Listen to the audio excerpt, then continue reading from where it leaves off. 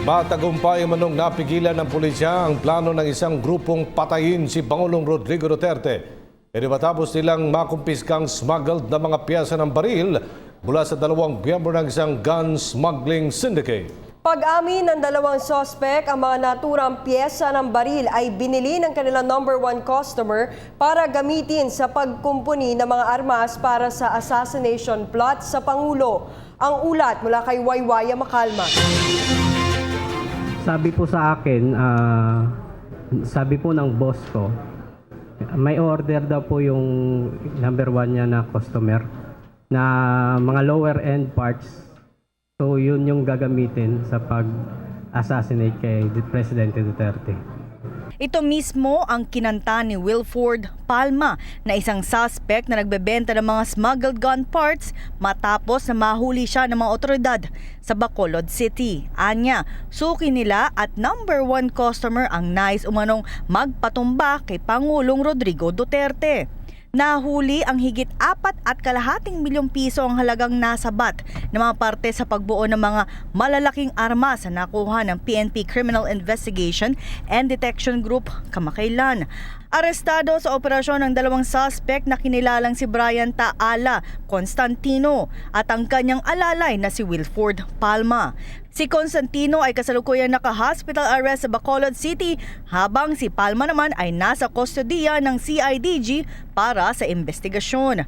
Ayon kay PNP Chief Police Director General Ronald De La Rosa, na inabusuhan sila ng US Homeland Security na may pinaghihinalaan silang transaksyon at madalas na nag-i-import ng mga parte ng baril sa Pilipinas na ikinakarga sa balikbayan box. Yang nangyari naman sa US is random yung kailang pag-check. Pag medyo mabigat, pinagdududahan niya ng Homeland Security. Ino-open yung balikbayan box mo. Pag open ganyan, inspeksyon nila pagkatapos, i-repack rin nila uli. Tapos lagyan lang ng note na na-open ito ng Homeland Security.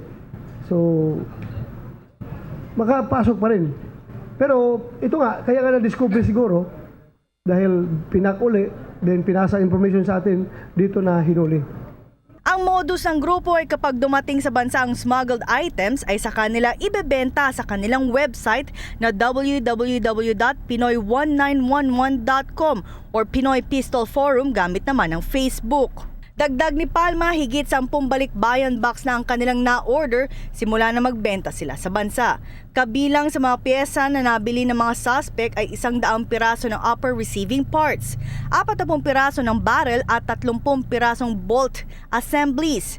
Dahil dito, iniimbestigahan na ng CIDG ang revelasyon ni Palma upang matukoy kung sino ang nasa likod nito. Binigyan na rin nila ng sapat na seguridad si Palma para matiyak ang kanyang kaligtasan habang siya ay nasa kustodiya ng CIDG.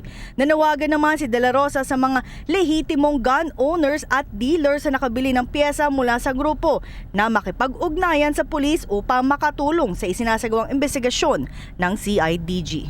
Para sa PTV News, ako si Waywaya Macalma.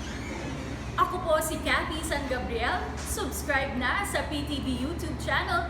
I-click lang po ang subscribe button.